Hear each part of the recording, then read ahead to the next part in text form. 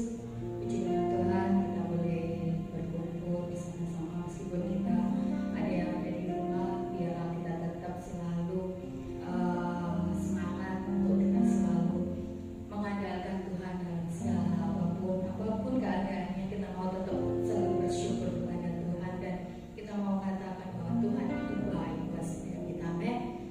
Haleluya. Kita akan mulai ibadah kita saat ini.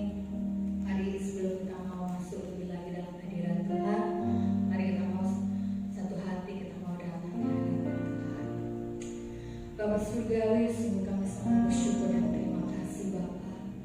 Jikalau pada minggu ini Bapa, Kau masih memberi kesempatan buat kami untuk kami boleh bersama-sama bersekutu beribadah bersama-sama Tuhan. Kami mau serahkan Bapa untuk setiap kami anak-anak-Mu Tuhan, baik yang ada di tempat ini maupun yang masih di rumah Tuhan. Bapa, kami mau serahkan ibadah kami saat ini ke dalam tangan kuasa-Mu. Biar Engkau sendiri yang memimpin dari awal, pertengahan sampai akhir ya Bapa.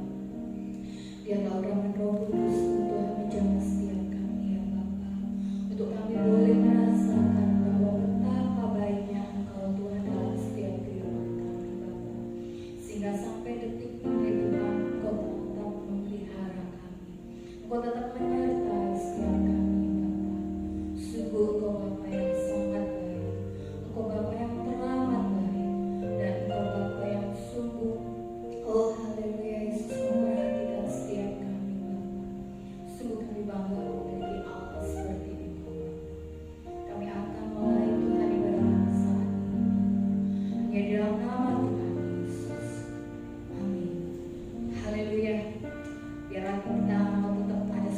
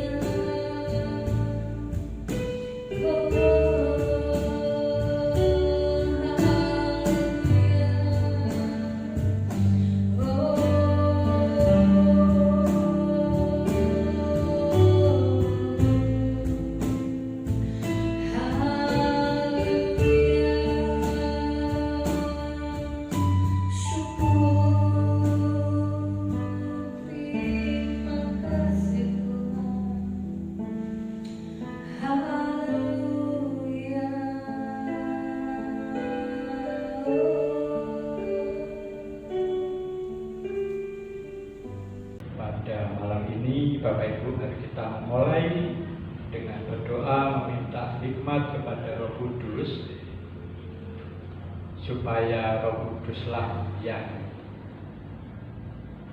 mengajar kita, memberikan pengertian kepada setiap kita apa yang akan kita pelajari, khususnya malam ini. Bapak yang baik, selalu kami mengucap syukur dalam segala hal.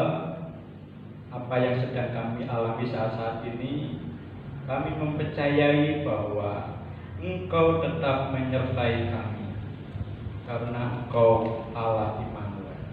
Terima kasih ya Tuhan, itu cukup menjadi penghiburan kami di dalam masa-masa yang sulit, di masa-masa yang sukar. Tuhan, cukuplah Engkau menjadi jaminan hidup kami.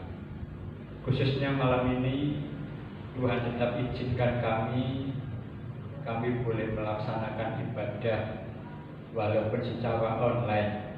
Tuhan, kuasa-Mu tidak bisa dibatasi oleh jarak maupun waktu. Engkau Sang Allah Immanuel, Engkau tidak cuma ada di gereja, tetapi Engkau juga ada di setiap rumah jemaat yang saat ini sedang mengikuti ibadah ini. Terima kasih ya Tuhan, terima kasih atas Roh Kudus yang telah Engkau curahkan pada setiap kami. Terima kasih, kami akan memulai belajar firman-Mu untuk malam ini. Roh Kudus, pimpin setiap kami untuk memahami apa yang akan diajarkan. Terima kasih, di dalam nama-Mu Tuhan Yesus, Juru Selamat kami. Mengucap syukur, Bapak Ibu dimanapun Bapak Ibu berada, tetap kita bisa melaksanakan ibadah syukur kita dalam bentuk apapun. Biasanya kita mengikuti ibadah di gedung gereja atau di rumah jemaat secara bergiliran. Ini model baru, yaitu ibadah secara online.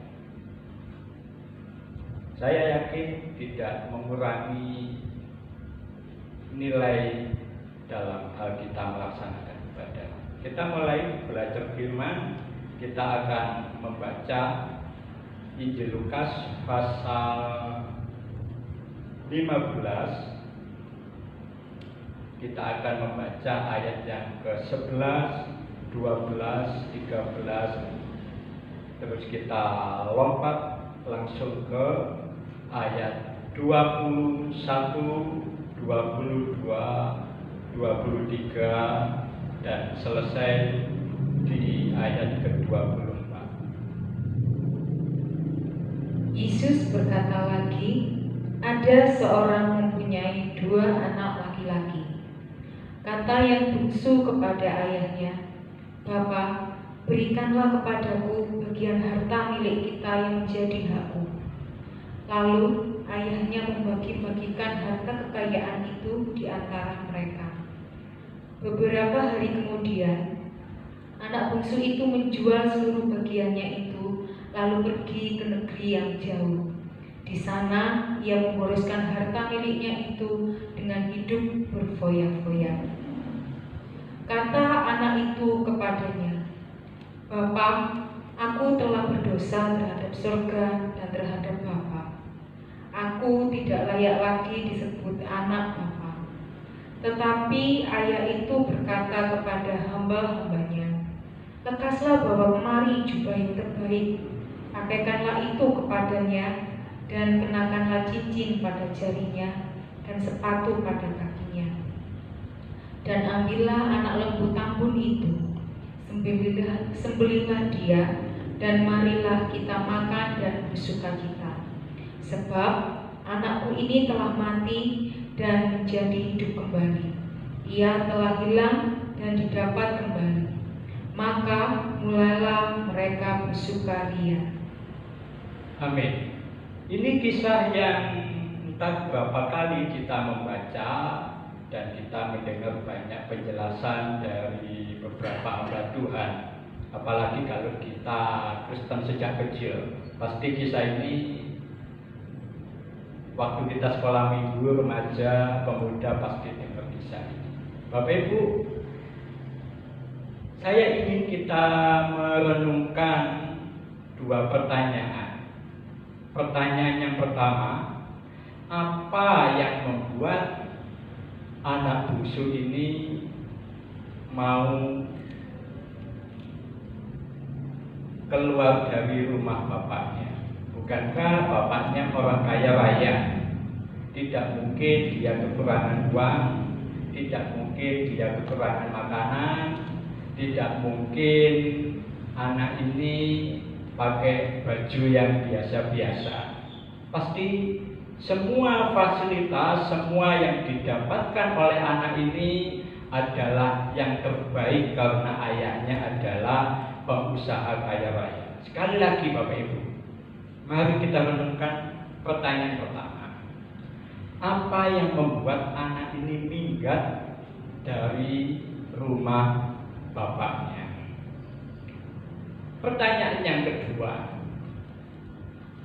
Bapak mengucap syukur karena pada akhirnya anak ini pulang ke rumah bapaknya.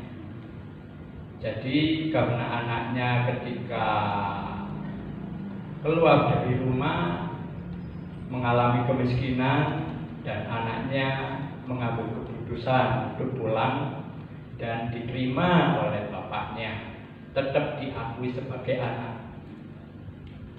Pertanyaan yang kedua, setelah anak ini diterima kembali di rumah bapaknya dan tetap diakui anak, pertanyaan yang kedua Bapak Ibu, mohon direnungkan. Setelah diakui sebagai anak, kira-kira bagaimana bapak ini memperlakukan anak yang sudah hilang dan pulang lagi? Sekali lagi, pertanyaan yang kedua, apa yang dilakukan bapak setelah anak ini pulang ke rumahnya? Mari Bapak Ibu silakan merenungkan, memohon Roh Kudus untuk memberikan pengertian. Saya mendapat pengertian begini Bapak Ibu.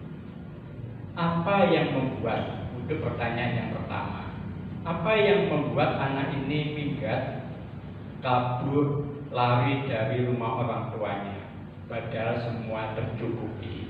Tidak mungkin kekurangan makan, tidak mungkin kekurangan uang, tidak mungkin terlantar hidupnya. Bapak Ibu, saya meyakini bahwa anak ini kepingin lari dari rumah orang tuanya karena anak ini malas bekerja. Ketika sang ayah memberikan tugas, karena sang ayah adalah seorang pengusaha kaya raya, pasti ayah ingin melatih anak-anaknya menjadi pribadi yang sukses seperti yang dialami oleh bapaknya. Kepada kedua anaknya, kepada yang sulung, kepada yang bungsu, sang ayah pasti mendidik, sang ayah pasti mengajar supaya kedua anaknya adalah pribadi yang rajin bekerja. Tapi sayang, si bungsu tipe anak yang malas bekerja. Dia tidak mau bangun pagi mungkin, dia tidak mau kerja keras, dia tidak mau berkeringat. Itu alasannya si bungsu memilih untuk tidak tinggal di dalam rumah bapaknya, supaya dia tidak disuruh untuk bekerja keras. Makanya si bungsu memilih tidak tinggal bersama bapaknya, karena kalau dia tinggal sama bapaknya pasti dia disuruh bekerja. Seperti kakaknya, kalau kita baca detail bahwa kakaknya adalah seorang pekerja, dia membantu orang tuanya untuk mengelola bisnis. Karena adik kecil ini, si bungsu tidak mau bekerja, dia memilih meminta warisan lebih dulu supaya hidup mandiri, tidak diatur sama orang tua.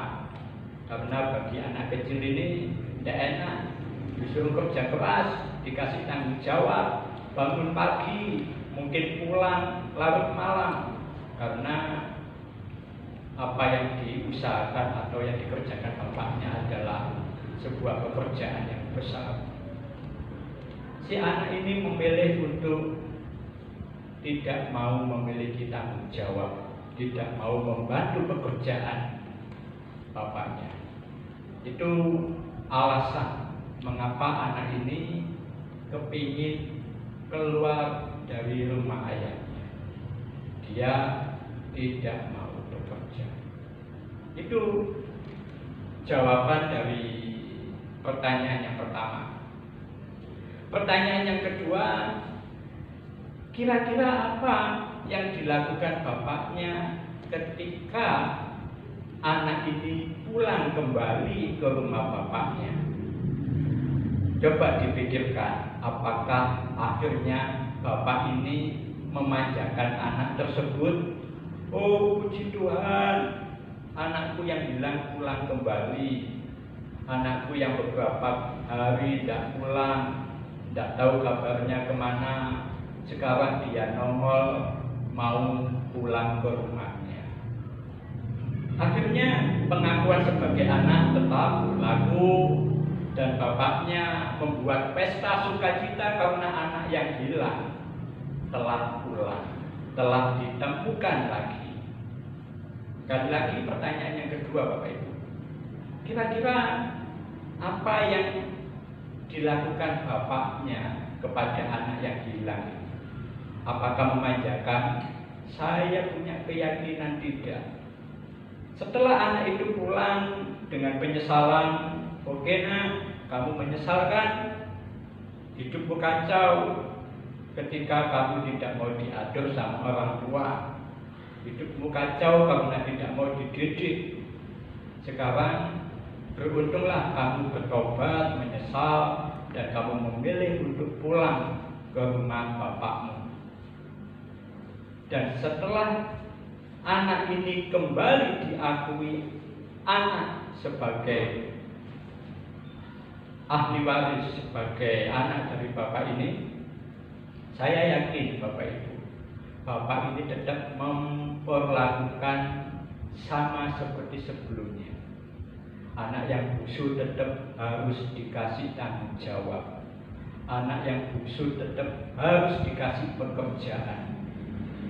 Jadi tidak mungkin ayah akhirnya memanjakan anak ini. Oh nak, sudah kamu tidak usah bekerja. Kamu tidak usah memiliki tanggung jawab. Karena bapakmu khawatir nanti kamu minggat lagi. Saya yakin bapak tidak akan melakukan hal seperti itu kepada anak yang sudah pulang. Karena saya meyakini bapak ini adalah bapak yang bijaksana. Ketika anak ini bertobat dan tetap diakui sebagai anak, bapak tetap harus melatih anak-anaknya menjadi anak-anak yang dewasa, anak-anak yang punya tanggung jawab. Maka anak yang hilang ini, yang sudah pulang, ketika keesokan harinya tetap dikasih tanggung jawab. Dia akan disuruh bangun pagi, dia akan disuruh melaksanakan pekerjaan-pekerjaan yang dimiliki oleh bapaknya. Dia harus kerja keras untuk membantu bapaknya mengelola usaha. Jadi sangat tidak mungkin Bapak Ibu kalau anaknya ini akhirnya ketika pulang dimanja-manja. Sudah tidak usah bangun pagi, daripada nanti kamu gondok minggat lagi. Sudah tidak usah angkat-angkat berat, daripada nanti kamu gondok minggat lagi. Sudah kamu tidak usah kerja berat, tidak usah punya tanggung jawab, karena nanti bapakmu khawatir kamu nanti minggat gondok lagi. Tidak. Ketika diakui anak, bapak yang bijaksana ini tetap akan memperlakukan seperti yang sebelumnya. Dia tetap memberikan tanggung jawab supaya anak ini menjadi dewasa. Jadi Bapak Ibu, kedewasaan rohani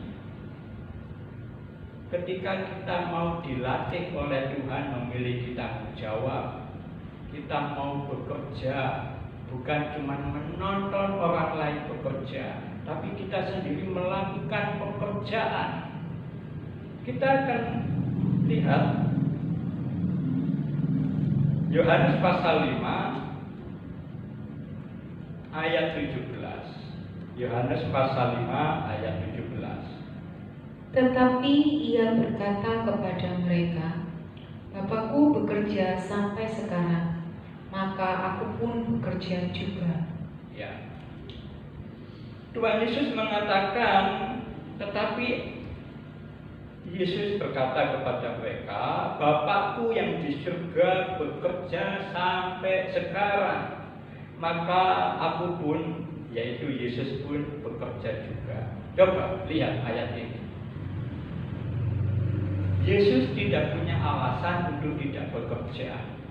Yesus bukan pengangguran. Kenapa? Karena Yesus melihat Bapa di surga sampai sekarang bukan pengangguran, tetapi Bapa di surga masih bekerja memperhatikan umat kesayangannya. Dia bukan okang-okang kaki. Nah, Yesus diutus oleh Bapaknya turun ke dunia itu bukan untuk okang-okang kaki, tapi sepanjang hari kalau kita baca 4 Injil, kita lihat betapa sibuknya Yesus. Kesana dicari orang, kesini dicari orang.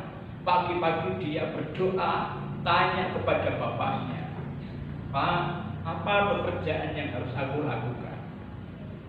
Jadi Bapak di surga itu punya proyek, Bapak di surga itu punya pekerjaan.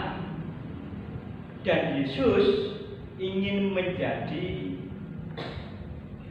bagian dari pekerjaan Bapa di surga.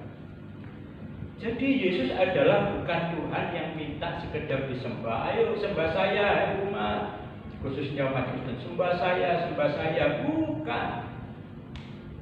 Sampai sekarang Bapa di surga bekerja. Itu juga alasannya sampai sekarang Yesus pun bekerja. Kenapa? Karena Bapa di surga bekerja. Jadi Yesus dan Bapa di surga, mereka bukan pribadi yang santai, tidak ada kerjaan, tidak. Dia bukan Allah yang hanya minta disembah, bukan. Dia Allah yang punya tangan, Dia Allah punya kaki, punya mata untuk melakukan tindakan aksi nyata memperhatikan umat kesayangannya. Tuhan kita Tuhan yang bekerja sampai sekarang. Kita sebagai anak-anak Allah, apakah kita mau ikut ambil bagian bekerja dengan Bapak kita di surga, atau kita nyantai jalan? Tidak mau aku ikut-ikutan kerja ikut Tuhan, susah, menderita, resiko. Lebih baik aku minggat dari hadirat Tuhan.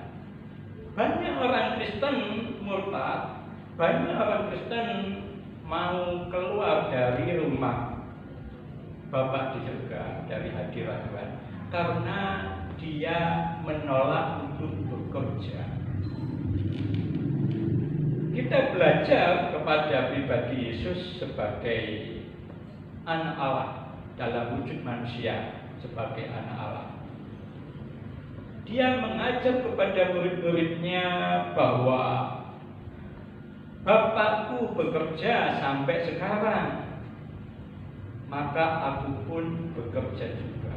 Jadi tidak ada kata santai dalam kamus Tuhan Yesus. Coba lihat berikutnya, bacaan berikutnya, Yohanes pasal 4. Yohanes pasal 4 ayat 32, 33, 34. Akan tetapi ia berkata kepada mereka, "Padaku ada makanan yang tidak kamu kenal." Maka murid-murid itu berkata seorang kepada yang lain, "Adakah orang yang telah membawa sesuatu kepadanya untuk dimakan?" Kata Yesus kepada mereka, "Makananku ialah melakukan kehendak Dia yang mengutus aku dan menyelesaikan pekerjaannya." Ya. Yesus mengatakan, "Kepadaku ada makanan yang tidak kamu kenal." Wah, murid-muridnya kan heran tuh. Yesus punya makanan yang kita tidak kenal. Makan apa ini?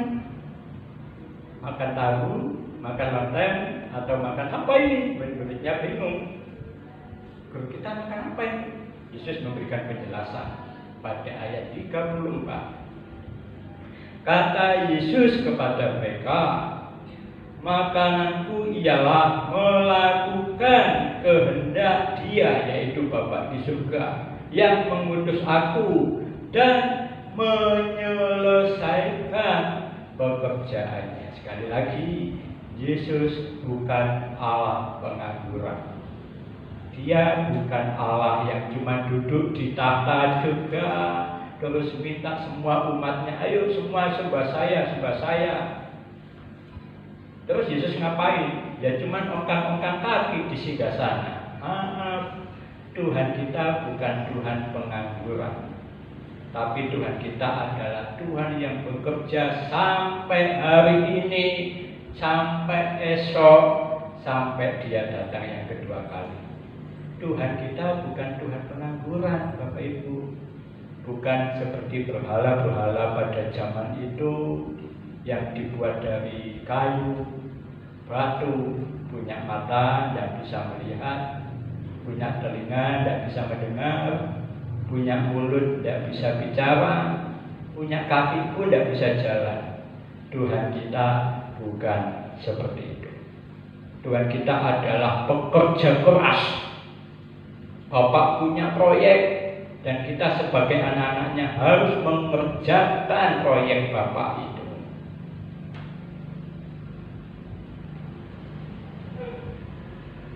Yohanes pasal 9 Yohanes pasal 9 ayat 4. Kita harus mengerjakan pekerjaan Dia yang mengutus aku selama masih siang. Akan datang malam di mana tidak ada seorang pun yang dapat bekerja. Perhatikan, kita semua jemaat Tuhan, kita harus mengerjakan pekerjaan Dia, yaitu pekerjaan Bapa di surga yang mengutus Tuhan Yesus selama masih siang, selama masih ada kesempatan. Bapak Ibu, ini masih ada kesempatan. Selama kita masih hidup, kita harus bekerja mengerjakan apa yang dikerjakan oleh Bapa di surga. Ketika kita menolak tanggung jawab ini, kita sama seperti anak yang hilang. Bapak di surga, tanggung jawab yang Bapak berikan adalah berat. Lebih baik aku keluarlah dari hadirat Tuhan. Aku mau hidup, tidak mau diatur oleh Bapak. Aku mau hidup seenak-enak saya sendiri. Saya mau mengatur hidup saya sendiri. Tahu tidak akibatnya? Hancur, mengalami kegagalan. Setiap orang yang menjauh dari hadirat Tuhan, setiap orang yang lari dari tanggung jawab panggilan Tuhan, dia akan mengalami kegagalan, kehancuran. Mungkin kita pernah mengalami hal itu, Bapak Ibu. Segeralah kembali kepada Tuhan. Berteriaklah, Tuhan, aku mau pulang ke hadirat-Mu. Aku mau kembali ke rumah-Mu. Aku mau kembali terlibat dalam pekerjaan-Mu. Sekali lagi dua pertanyaan yang menarik yang pernah saya renungkan. Yang pertama, apa yang membuat anak ini kabur? Pasti bukan karena kekurangan uang, bukan karena tidak dibelikan pakaian, bukan karena tidak punya rumah, bukan. Bapaknya kaya, pasti semua dicukupi. Akhirnya saya memiliki keyakinan anak yang hilang ini kabur minggat. Alasannya satu, dia tidak mau bekerja. Karena ketika dia tinggal bersama bapaknya, maka bapak itu akan memberikan tanggung jawab pekerjaan kepada anak-anaknya, kepada yang sulung, kepada yang bungsu. Ketika melihat adiknya pulang, coba apa yang dikatakan sama kakaknya yang sulung. Bapak, kenapa kamu terima adik ini? Aku bekerja sudah lama. Bapak tidak pernah bikin pesta sama saya.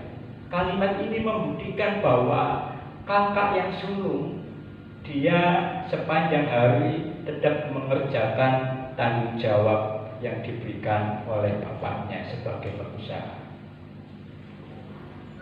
Ingatkan Bapak Ibu dengan satu kalimat pokok anggur yang benar. Yesus berkata, akulah pokok anggur dan Bapakkulah pengusahanya. Jadi kalimat ini mengajar kepada kita bahwa Bapa kita di surga bukan pribadi Allah yang hanya sebatas Allah yang tidak disembah, diagung-agungkan. Tidak. Bapa kita adalah Allah yang aktif, Allah yang peduli, Allah yang bekerja. Ketika manusia jatuh dalam dosa, dia langsung berpikir bagaimana manusia diselamatkan. Ini menunjukkan bahwa Allah kita Allah yang bekerja, bukan Allah yang diam di singgasana. Disambung dengan pertanyaan yang kedua, kira-kira apa ya ketika anak ini pulang, dikasih cincin, dikasih baju yang bagus, disembelihkan lembu untuk bikin pesta ucapan syukur. Setelah dia jadi anak, besok paginya apa ya? Saya punya keyakinan Bapak tetap ingin mendidik dia sebagai anak yang dewasa. Dengan cara apa? Bekerja keras mengerjakan pekerjaan bapaknya. Nah, demikian juga saat ini Bapak Ibu. Tuhan ingin mengajak kita supaya kita masing-masing mau terlibat dalam pekerjaan yang dikerjakan oleh Bapa kita di surga. Kita tidak bisa menjadi umat Tuhan, aku ini anakmu, ya engkau anakku, tapi maukah engkau mengerjakan pekerjaan yang sedang aku kerjakan, kata Bapa di surga. Gak ada pilihan, kita harus mau. Ketika kita menolak mengerjakan pekerjaan Bapa di surga, maaf, kita bukan anak. Kenapa? Karena kita bukan orang yang taat kepada perintah Bapa di surga. Yesus ketika jadi manusia, dia memberikan teladan. Setiap pagi dia mengawali dengan doa. Dia bertanya kepada Bapa di surga, Bapa di surga, apa yang hari ini aku harus kerjakan? Apa yang hari ini aku harus kerjakan? Ketika Bapa di surga memberikan tugas, hari ini kamu sembuhkan orang buta, hari ini kamu sembuhkan orang kusta, hari ini kamu kasih makan 5.000 orang, maka Yesus mentaatinya. Beberapa hari yang lalu Bapak Ibu kita diingatkan perayaan pencurahan Roh Kudus. Nah, inilah kita mau praktek. Ketika Yesus kembali ke surga untuk menyediakan tempat bagi kita orang percaya, kemudian Roh Kudus diturunkan sebagai penolong, sebagai penasehat. Mari kita setiap hari mengawali berdoa kepada Tuhan. Roh Kudus, pekerjaan apa yang saat ini Tuhan kerjakan, supaya saya boleh terlibat di situ. Karena waktu yang sangat terbatas Bapak Ibu, saya tidak mungkin bisa menjelaskan semua pengalaman saya beberapa hari yang lalu. Jadi justru dengan keadaan seperti ini, semua serba dibatasi, saya menggunakan kesempatan untuk banyak bertanya. Tuhan, biasanya saya sering beraktivitas, mungkin ini saatnya Tuhan mengajak saya lebih banyak bertanya. Jadi saya melatih diri saya, bangun pagi saya bertanya, Tuhan, pagi ini saya mau bertanya, apa ya hari ini yang akan saya kerjakan? Dan saya mengucap syukur bahwa beberapa waktu yang lalu saya mengerjakan hal-hal yang baru yang selama ini tidak saya kerjakan secara rutin. Nah, Bapak Ibu, mari kita praktekkan. Apa gunanya kita mempercayai Roh Kudus dicurahkan, tapi kalau kita tidak mempraktekkan, bukankah dia Immanuel, bukankah dia penghibur, bukankah dia penolong? Maka mulailah dengan suasana seperti sekarang ini, kita belajar seperti Tuhan Yesus. Pagi-pagi kita bikin hubungan pribadi dengan Bapa di surga. Dengan pimpinan Roh Kudus kita tanya, Bapa di surga, ini aku anakmu. Aku mau tanya, apa yang sedang Bapak kerjakan saat ini supaya aku boleh terlibat dalam pekerjaan itu? Sehingga Bapak Ibu, kita belajar menjadi anak yang taat. Kenapa? Kita melakukan apa yang Bapa kerjakan. Seperti halnya Tuhan Yesus, makananku adalah melakukan apa yang Bapa di surga lakukan.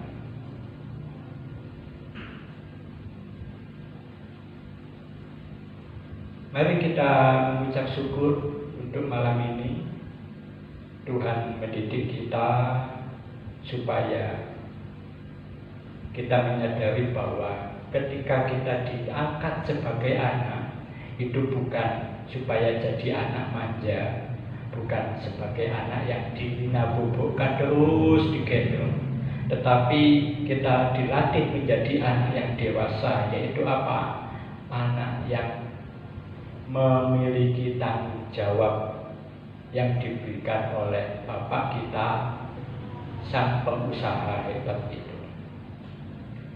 Mari Bapak Ibu kita berdoa, mengucap syukur atas didikan firman Tuhan pada malam ini. Bapa di surga, kami mengucap syukur Engkau sebagai pribadi Allah yang aktif bekerja nyata untuk peduli kepada kami umat-Mu. Terima kasih ya Tuhan. Sampai saat ini pun, sampai esok pun, Tuhan tidak tinggal diam untuk mempedulikan kami. Engkau terus bekerja, matamu tidak pernah terlelap, Engkau tidak pernah tidur untuk memperhatikan kehidupan kami. Engkau selalu berpikir bagaimana kami bisa diselamatkan.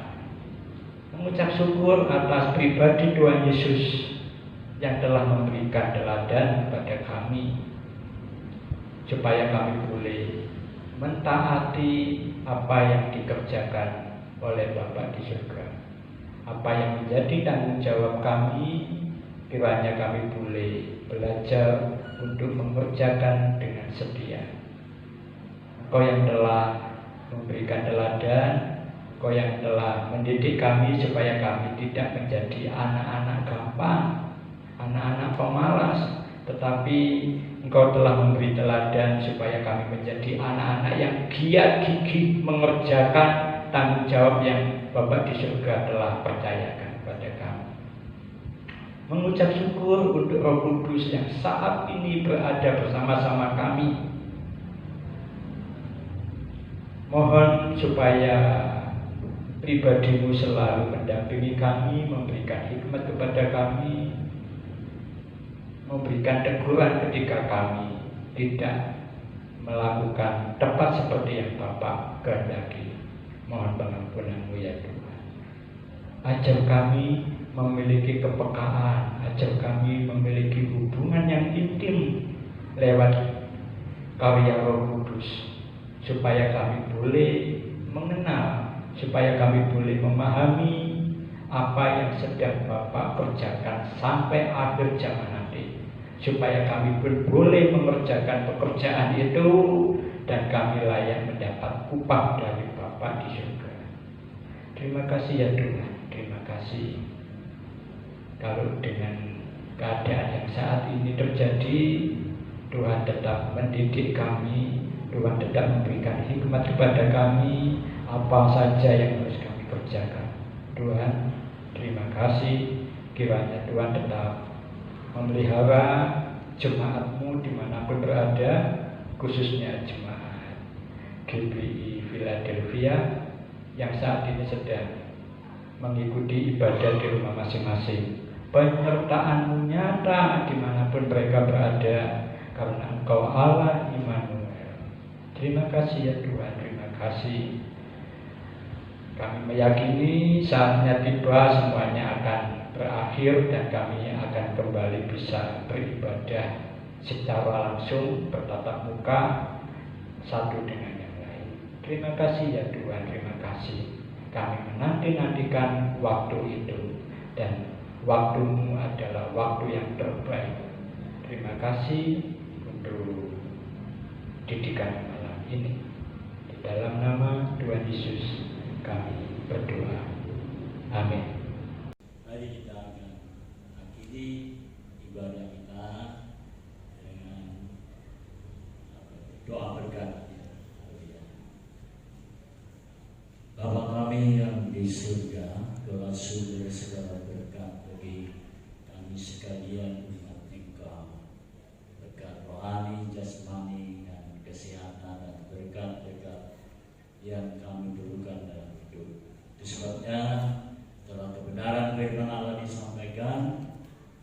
Berikanlah berkat-Mu atas kami sekalian. Seluruh kekasih Tuhan, terima berkat Bapa, damai, sejahtera, sukacita, ketenangan, ketentraman dalam kehidupan sepanjang pengiringan kita bersama-sama, dan Roh Kudus akan mengikat kita dalam persekutuan ilahi sehingga kita sekalian juga senantiasa penuh dengan persatuan-persatuan di dalam ilahi Roh Kudus, dan setelah kita pulang dalam perlindungannya, dalam penyertaannya, tiba di tempat kita sekaliannya dengan segala baik dari Tuhan.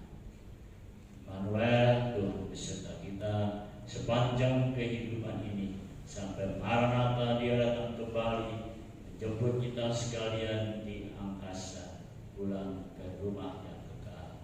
Segala puji hormat bagi Bapa dalam nama Tuhan Yesus Kristus. Haleluya. Amin.